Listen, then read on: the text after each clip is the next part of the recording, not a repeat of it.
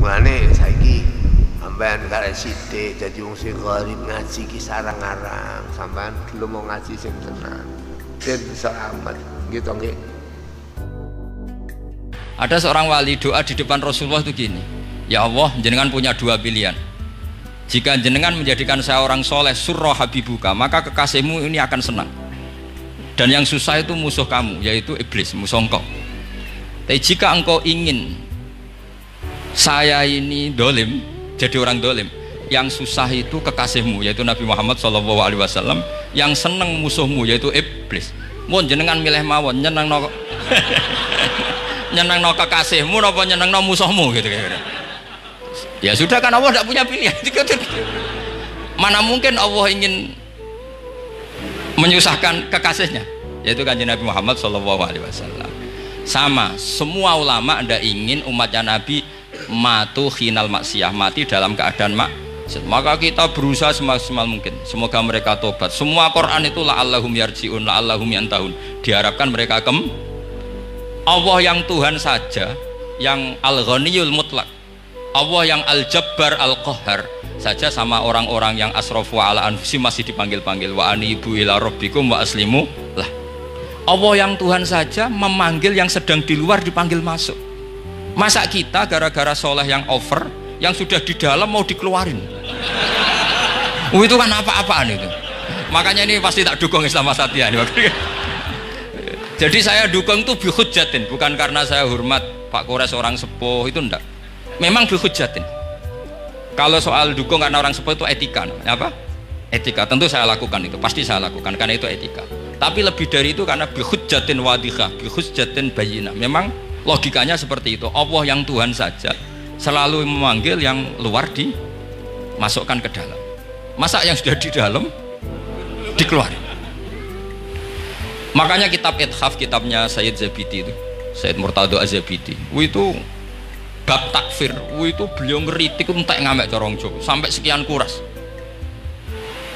Sampai beliau mengutip fa innal imama la ayyukhti afil afi khairun min ayyukhti afil uqubah. Kowe de keputusan salah nyepuro luwih apik timbang salah nyekso. Nyepuro salah tetep bener. Tapi nek nyekso bener ora mesti bener. Fa innal imam la ayyukhti afil afi khairun min ayyukhti afil uqubah. Sehingga beliau terus hampir sekian kuras. Coba hadis di Muslim, di Sahih Muslim itu Usamah ya. Kalau di Sahih Muslim itu rawinya disebut Usamah bin Zaid. Tapi di beberapa riwayat ada yang menyebut itu tidak Usamah. Sehingga banyak syarah mengatakan itu ta'addudul waqi'ah, memang kejadiannya dialami sekian sahabat. Itu ada perang gitu, ketika musuhnya terdesak, padahal musuh ini sudah memotong sekian tangan sahabat, ada yang sudah pernah bacok sahabat. Ketika terdesak dia mengatakan la ilaha illallah Muhammadur. Singkat cerita oleh Usamah tetap ditusuk sampai mati. Tapi sama Rasulullah ketika lapor, kamu membunuh setelah mengucapkan la ilaha illallah ya Usamah? Iya. Tapi innama qolaha muta'awwidan, dia mengatakan kalimat itu karena muta'awwidan, nyari perlindungan saja. Afala syaqaqta an batni, afala syaqaqta an qalbi. Sudah kamu lihat di dadanya, kalau dia betul-betul ngomong karena muta'awwid dan jangan-jangan karena iman betul. Terus memangnya ketika kamu iman, orang-orang sahabat itu rata-rata kan pernah kafir. Memangnya ketika kamu iman tak curigai kan? Enggak gitu. Langsung saya terima, kenapa ini main curiga kira-kira. Sampai seperti itu saktinya kalimat la ilaha. Jadi kalaupun diomongkan muta'awwidan saja tetap sah, meskipun ngomongnya hanya untuk perlindungan dari apa? Safe, dari pedang.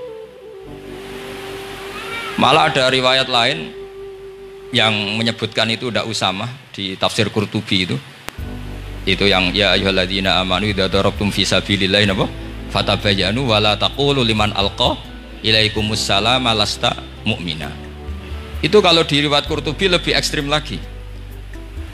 Si orang tadi tidak Usamah, jelas pastikan itu tidak Usamah, ada yang lain tidak Usamah. Itu bantah Nabi.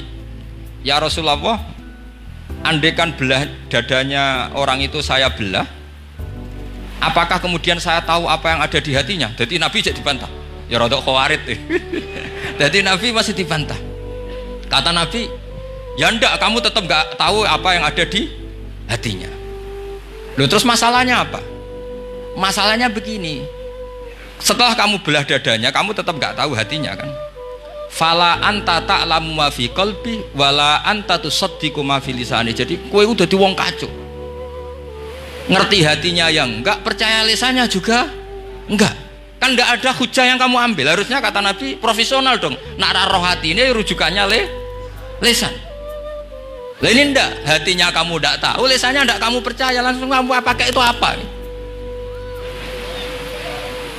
Seperti saya sama jenengan kan gampang, aku raro niate sampean ngaji api apa raro. Sementing teko nggon ngaji berarti seneng ngaji. Jadi jelas ada yang diambil.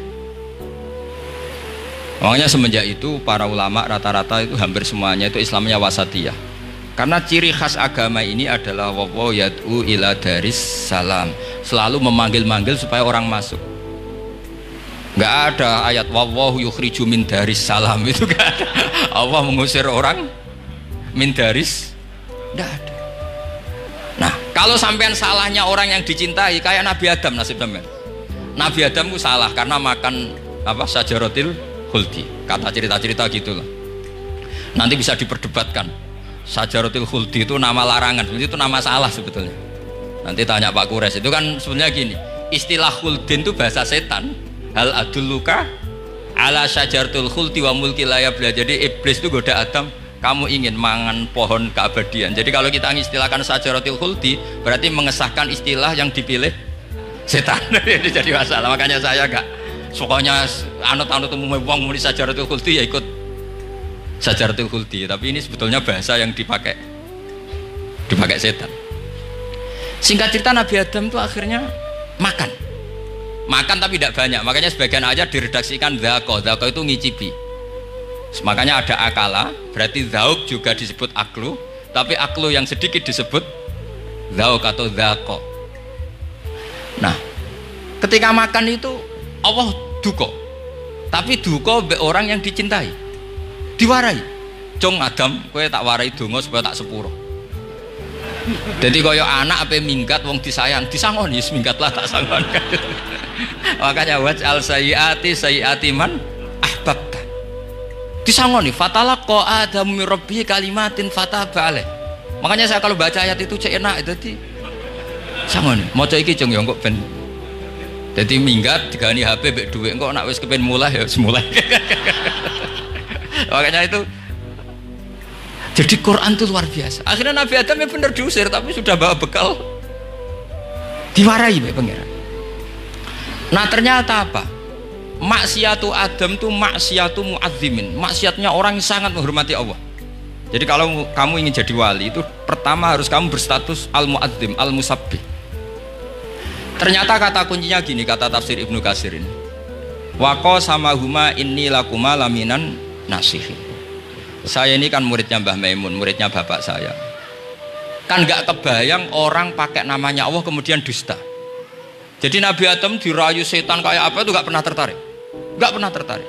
Tapi akhirnya setan bilang, wallahi demi Allah, bahwa saya menyuruh kamu makan buah khud itu laminan nasihin. Wallahi, pakai kata wallahi. Terus Allah ya sudah merevisi larangan itu, sekarang sudah bilang boleh katanya. Nah karena kata pakai wallahi, terus kata Nabi Adam, fawwah wa izzatika ya rabbi ma dzanantu anna ahadan yahlifu bika kadiban. Ini dawuh Nabi Adam. Adam wis tak kandhani kok ora nurut alasan apa? Terus Adam atau pangeran wa izzatika, demi kehormatanmu ya Allah, fawallahi ma adzunnu anna ahadan yahlifu bika kadiban. Saya tidak pernah ngira ada hambamu, ada makhluk kemudian mencatut nama engkau kemudian dia dusta. Kenapa saya sebut-sebut nanti tadi asmane Mbah Mun?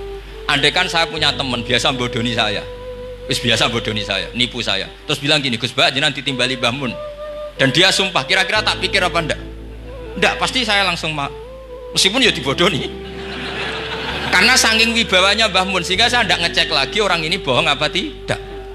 Nah, Nabi Adam saking wibawanya Allah di hatinya Nabi Adam, kita disebut wallahi. Allah sekarang ngalalkan itu, sudah tidak pikir panjang. Karena dia tidak pernah ngira ada orang mencatut nama Allah kemudian dia dusta. Seperti di dunia santri misalnya ada yang dipanggil Habib Ali, masuk disumpah sih, tenang tau ora. Wah, itu mesti teman yang biasa bodoni sampean lah, mesti langsung Saking takutnya kan gitu. Sampean takut istri dibilangi teman, bojomu nelpon. Wah, langsung ulang. Itu mesti tidak dikonfirmasi lagi itu. Saking takutnya itu. Nah, Nabi Adam itu seperti itu. Saking takzimnya kepada Allah sehingga ketika disebut wawahi. Nah, itu yang kata kuncinya waqo sama huma inni lakuma laminan nasihin fadallahuma bihu. Itu kalau sampean teliti. Ini kesangannya Pak Kures pakai madatul kalimah itu kelihatan. Fadallahuma itu rujuknya ke iblis. Jadi Adam di situ korban terus. Kan waqo sama huma iblis sumpah ke Adam Hawa. Fadallahuma iblis menunjukkan Adam Hawa. Sehingga dia dua orang ini maksiat itu semuanya korban. Dia hanya sebagai objek. Kreatornya yaitu iblis. Tapi Nabi Adam sampai tertipu tuh gara-gara tadi. Wa izzatika ya Rabbi ma adzunnu anna ahadan yahlifu bika kadziban. Ketika menyebut nama engkau, saya tidak pernah mengira ada orang nyebut nama engkau kemudian dia dusta. Loh, saya bayangkan orang paling brengsek sekalipun teman saya kalau bilang Gus sampean dipanggil Mbah Mun, tentu tidak saya pikir lagi. Atau di pondok sini, Kang diceluk Habib Ali, ditimbali Habib Ali. Sampean konfirmasi apa enggak? Enggak kan? Apalagi ini Allah Subhanahu wa Ta'ala. Jadi wong nek sebakat wali. Itu begitu. Nah, kalau jenis ini kok salah, itu waj'al sayyiati man ahbab. Kanjeng Nabi dalam lahirnya juga pernah salah dalam lahirnya. Karena Nabi memberi izin orang-orang munafik gak ikut perang. Salahnya secara fikih adalah kewajiban perang zaman itu. Karena zaman itu memang orang-orang kafir juga merangi kita sehingga kita dibolehkan merangi. Jangan hanya cerita Nabi perang berarti perang syariat jarak gitu. Nabi perang karena diperangi. Jelas ayatnya udzina lilladzina yuqatalun, diberi izin bagi yang ngalami yuqatalun, diperangi baru diberi izin perang. Jangan langsung bangun tidur perang, itu enggak ada ayatnya. Qatilul ladzina yuqatilunakum, merangi yang merangi kamu. Wa akhrijuhum ya min haitsu akhrajukum, ngusir yang ngusir kamu. Jadi perang itu akibat bukan sebab. Akhirnya Nabi itu secara fikih itu salah. Secara fikih lah, karena memberi izin orang munafik. Tapi Allah ketika sama Rasulullah Muhammad SAW karena kekasihnya ngendikane sudah dimulai afawwahu angka. Muhammad tenang wae wis tak sepuro. Cuma aku takok kena apa kok buka izin. Tapi itu kalimatnya afawwahu dimulai dengan kalimat yang menyenangkan, afawahu. Jadi ibarat sampean salah sama orang tua, wes sepeda mbok ora pamit itu serapa salah, cuma aku tetap takut alasan apa gitu loh. Tapi bilang wis gak apa-apa dong, sepeda motor mbok gowo mbok dol iku ora apa-apa, cuma aku takut kena apa. Tapi mukadimahe ora apa-apa sih. Kayak apa Allah sama nabinya. Jadi mengkonfirmasi saja dimulai dengan afawahu an lima adinta lahum. Wong karwan wong munafik gak di ngamal malah mbok ora perang, ya malah ora tau khidmah agama.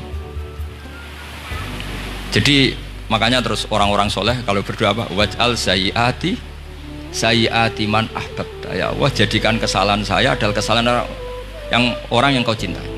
Nah, yang paling dicintai Allah tentu umat Rasulullah sallallahu alaihi wasallam.